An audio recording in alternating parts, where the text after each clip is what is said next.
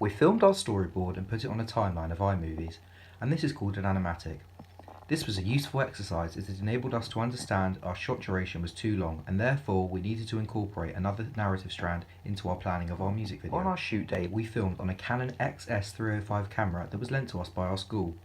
We firstly had to set up the tripod and then had to securely place the camera on top of that to film the shots so they were steady. Last year, we recognised that we kept the camera in the same position throughout the day and did not take the camera off the tripod. So in order to use the camera more creatively this year, we filmed various shots where we filmed the camera at high angle and the camera being handheld. We also wanted to achieve a slow motion shot for one of our scenes, so we withered the camera to slow motion mode where we could film it, therefore using the camera more effectively in a creative way. By using the camera more innovatively, it enabled us to film more advanced and professional shots. This year we edited on Adobe Premiere Pro. We marked the beat at each point of the song throughout the duration of the song in order to create a guideline of where we needed to cut and edit to. Making sure that the lip syncing was at time was very tricky, but the most important part of the editing process and a widely used convention of alternative pop music videos. Our music video involves a vast amount of rhythmic editing where we edit to the beat. This is because it is something our target audience would prefer to see in a music video. In the editing process this year, we definitely built up our skills on Adobe Premiere Pro and used different filters and effects in order to create a more advanced and professional music video. In the post-production stage, at our first screening of our music video, our audience made it apparent that the lip syncing needed to be slightly fixed, to which we changed immediately.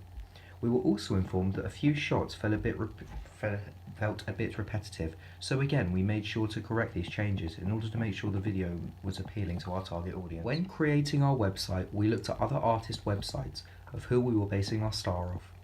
This included researching websites of artists such as Banks, Fox and Alyssa Cara. After exploring similar artist websites, we decided to start the website creation process. We made our website on Wix, and this program was most recommended due to it being the most accessible and clear to use. We first started this by collecting pictures of Eleanor we had taken throughout this process. These were used from the shoot day and the photo shoot. By placing our main photo of Eleanor on the centre of the page, this reinforces her star image, showing she's the sole act, not a band. We used an italic font to represent the femininity of Eleanor. This convention also matched other artists who were similar to Eleanor, such as Banks. On the website, there were features which included things such as tour dates, a merchandise shop and an image of Eleanor. We also included a shop for Eleanor's website, which would enable audience to buy CD and album covers, also things like clothing. When creating our CD digipack, we also looked at similar artists such as Dua Lipa, Demi Lovato. We used Photoshop to edit our CD digicover and then used various editing techniques such as brightening, highlighting and creating shadows. We wanted to make the connection between the CD digipack and the website, so we used the same fonts for the writing.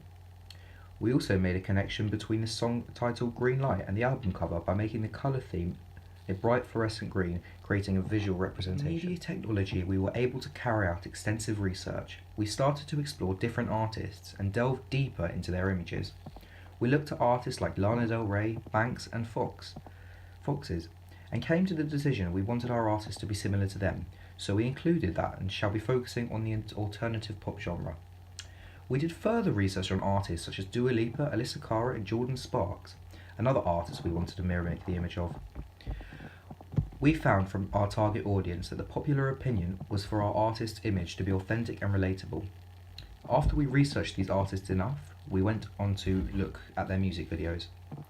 From this, we were able to analyse their videos, for which we noticed similar trends in codes and conventions.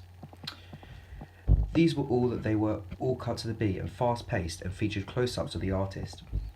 Themes of videos all surround life experiences such as breakups and change. For this, we wanted to base our narrative around these elements. The theme we presented in our music video was that of a breakup and trying to get closure from a toxic relationship which Eleanor found hard to get over. From various target audience interviews, we found that the narrative proved popular amongst our target audience. Therefore, it was a narrative that we decided to run with. We decided to listen to our target audience's opinions because we knew that in order to create a successful music video with engaging narrative and characterisms, popular star image, and popular star image, we will benefit from taking their comments and utilising them to the best of our ability to create a successful product.